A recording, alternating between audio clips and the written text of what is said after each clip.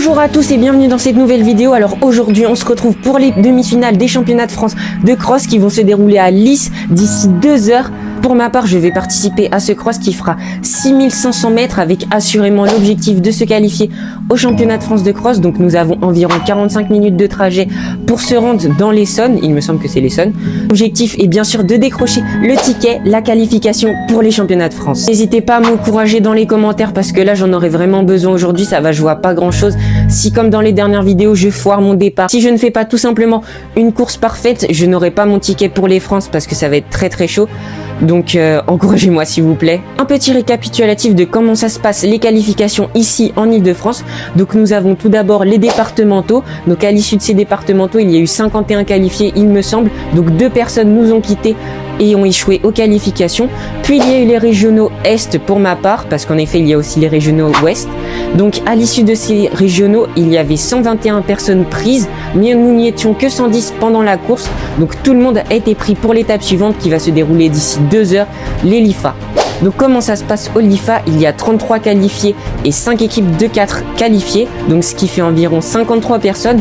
Mais pour ma part, il faut assurément que je finisse dans le top 40. En effet, je vais avoir besoin de votre force pour m'encourager. Donc si vous me voyez sur la prochaine course, n'hésitez pas à me dire un petit allez parce que là j'en aurai vraiment besoin. Pour ça, je vous invite à vous abonner, à liker, à partager parce qu'en effet, comme vous l'avez vu, j'ai fait l'achat d'un nouveau micro sans fil et j'ai refait mon fond de vidéo. Donc j'espère que cela vous plaira. Donc n'hésitez pas à vous abonner, comme ça permettra à la chaîne de grandir, de s'améliorer et je pourrai vous proposer un meilleur contenu en investissant dans des meilleurs équipements et ainsi vous proposer de meilleures vidéos. Donc tout est à votre avantage. Alors n'hésitez pas à vous abonner, à liker et à partager. Et j'arrête de parler et je vous laisse avec ma matinée, comment ça s'est déroulé, comment j'ai essayé d'optimiser tous mes paramètres pour pouvoir effectuer la meilleure course possible. Allez, c'est maintenant, c'est tout de suite.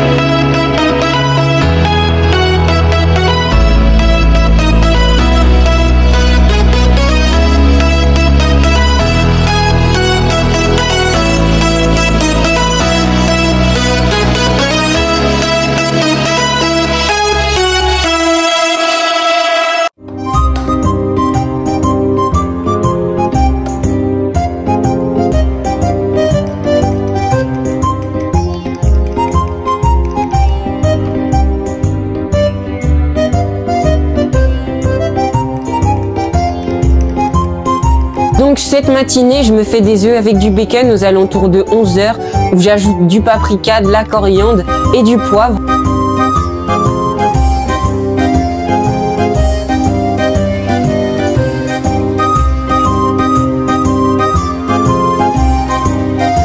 Bon les gars, regardez-moi cette assiette. Bacon, œufs, avocat, tomate. Donc comme vous l'avez vu, les œufs avec le bacon, j'ai mis le paprika, de la coriandre, du poivre et en effet je n'ai pas mis de sel parce qu'il y en a déjà dans le bacon. Donc pour ma part j'aime bien rajouter des avocats parce que c'est des bonnes graisses apparemment et un fruit parce que 5 fruits et légumes par jour. Donc oui, il me semble que la tomate est un fruit. Donc pour ma part il est 11 h. Donc pourquoi je mange à 11 h? Parce que ma course est à 14h10, donc ça me fera à peu près 2h30, 3h pour digérer. Et donc ça c'est important, comme ça j'aurai pas de maux de ventre, enfin j'aurai déjà bien digéré et je serai apte à prendre la course. Et les glucides, protéines, de tout ce que je vais manger, ça sera capté par mon corps et donc ça me donnera de l'énergie pour la course. Et donc pour ma part c'est vraiment important que j'optimise même ce paramètre là parce qu'aujourd'hui la qualification elle va être difficile. Ça se peut que je ne passe pas, donc j'optimise à mort mes paramètres. Donc exemple, cette nuit j'ai dormi 11 h, j'ai essayé de faire un max de récup. La semaine j'ai rien fait sportivement, donc là j'essaye d'optimiser tout parce que j'ai envie que ça passe les gars. J'ai envie de vous proposer une bonne vidéo d'ici le 2 mars pour les championnats de France. J'ai envie de vous proposer une bonne vidéo. Je vous laisse, je vais dévorer ma petite assiette parce qu'il faut bien que je mange et que j'ai le temps de digérer. Bon appétit à vous. Moi j'adore ça. En fait les gars, pendant que j'y pense, est-ce que vous avez une idée de meilleurs repas en commentaire à prendre avant la course? Des petits conseils que vous pouvez me donner pour éviter d'avoir mal au ventre, des aliments qu'il faudrait pas manger? Donc n'hésitez pas à me dire en commentaire s'il vous plaît. Et du coup par la même occasion, n'hésitez pas à noter mon repas sur 10 en commentaire.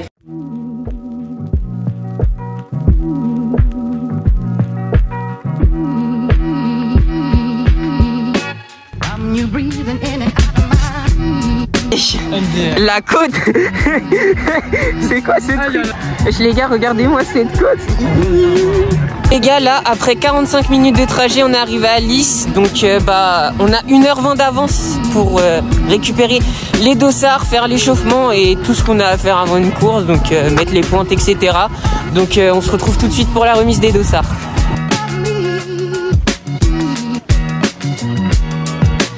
Et on est parti à la recherche des dossards. On se balade un peu partout en essayant de trouver l'endroit où il y a écrit dossard. Normalement, c'est pas très loin. On devrait trouver.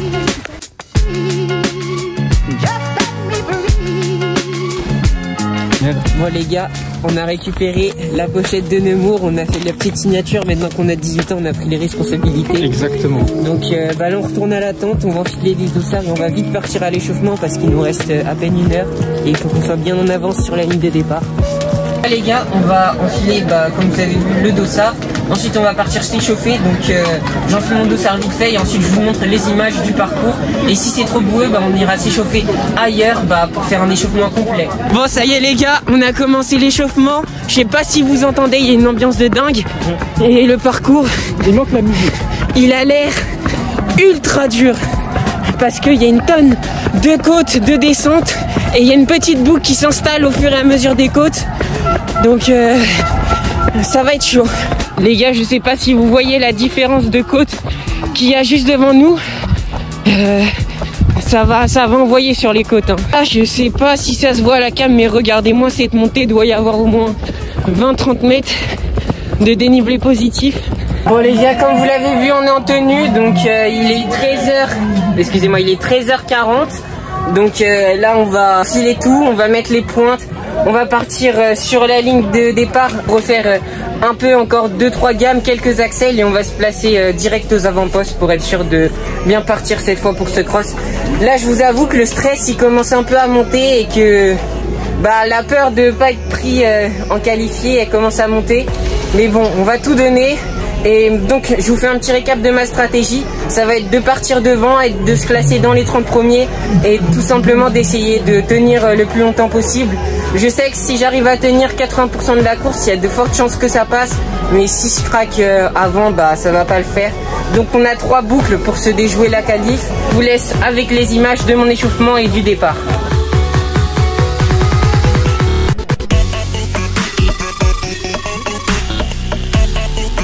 Ça y est, on arrive au moment, on fait quelques accélérations, on s'échauffe, on voit tous les concurrents qui commencent à arriver. D'un coup, on passe de 10 personnes à 150. Et donc, je vous avoue qu'à ce moment-là, j'étais dans ma bulle, donc c'est pour ça que je parle pas trop à la caméra. J'étais vraiment concentrée, déterminée à atteindre mes objectifs. Bon, c'est parti, on va se placer devant les box. Donc sur la ligne de départ, je me retrouve bousculée en deuxième ligne parce qu'en effet, les autres concurrents n'ont pas attendu que tout le rideau s'enlève pour pouvoir laisser passer les autres concurrents. Donc pour ma part, je me fais bousculer en deuxième ligne alors que j'étais tout devant. Donc ma stratégie de prendre un départ rapide est déjà compromis. Donc ça y est, la course s'élance et tout d'un coup, je me retrouve à déjà 15 mètres des premiers en même pas 5 secondes. Le départ se fait vraiment très rapidement.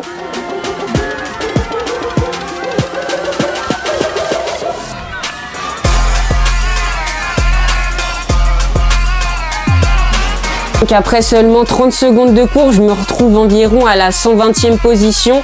Donc à ce moment-là, je voulais accélérer, mais je n'y arrive pas parce que je suis bloqué par le peloton.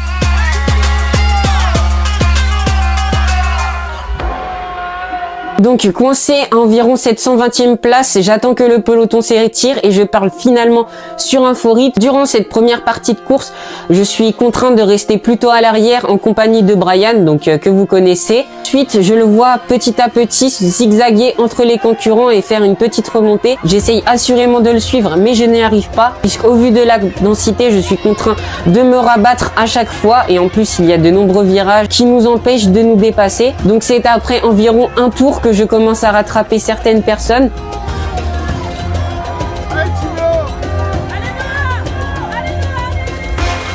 Donc à ce moment-là, mon coach il me dit que je suis 86e et j'y crois encore. Je me dis qu'il me reste plus qu'environ 40 personnes à remonter et qu'il reste encore 3 quarts de la course pour le faire et je me dis que ça va peut-être le faire, ça va peut-être passer.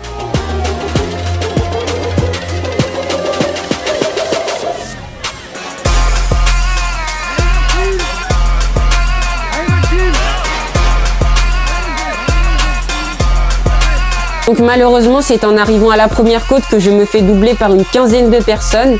Malgré ma remontée sur les parcours plutôt plats et lisses, je n'arrive pas à garder ma place dans les côtes et donc je zigzague entre la 80e place et la 90e.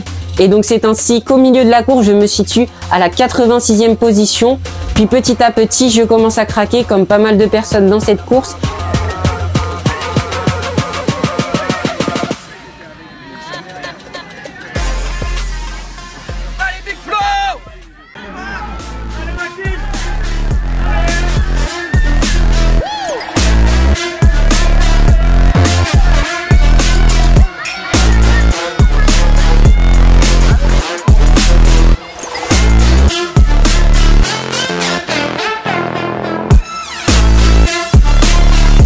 Vous pouvez le voir, de nombreux athlètes évitent la boue puisqu'en effet, comme je vous l'ai dit précédemment, elle était très collante et elle nous coûtait énormément d'énergie. Arrivant sur la dernière grande côte, je vois un groupe de 15 personnes pas très loin de moi, environ à 50 mètres, et je me dis que je vais tout donner dans la dernière côte et que je vais les rattraper dans la descente et dans le sprint final. Mais malheureusement, je suis uniquement avec un athlète et nous n'arrivons pas à produire notre effort jusqu'à la ligne d'arrivée. Mais mine de rien, ce n'est pas pour ça que je vais lâcher. J'avais tout de même la rage de ne pas être qualifié, alors j'ai essayé d'effectuer le meilleur classement possible.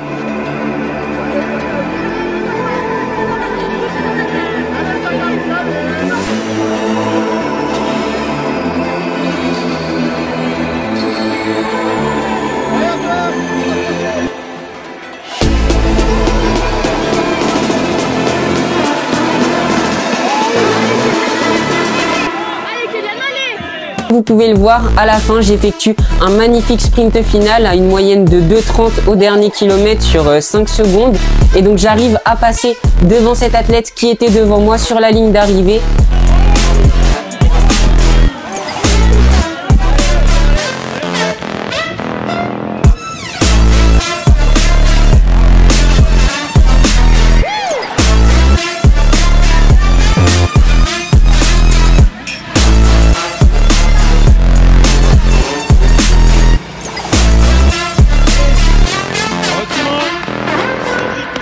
De cette troisième boucle, je finirai à la 96e position. Bon bah les gars, fin de vidéo. Bon, j'ai réussi à tomber qu'une fois cette fois, mais c'est pas du tout sur ça que ça s'est joué pendant la course.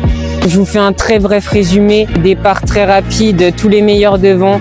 On s'est fait classer directement derrière dès le départ. Enfin, on n'est pas encore du niveau. C'était bien boueux, la boue est collée aux pieds. Les nombreuses côtes et les nombreuses montées, bah ça nous flinguait les mollets. Encore du taf à faire si on veut passer aux France de Cross. À un moment, j'y ai cru.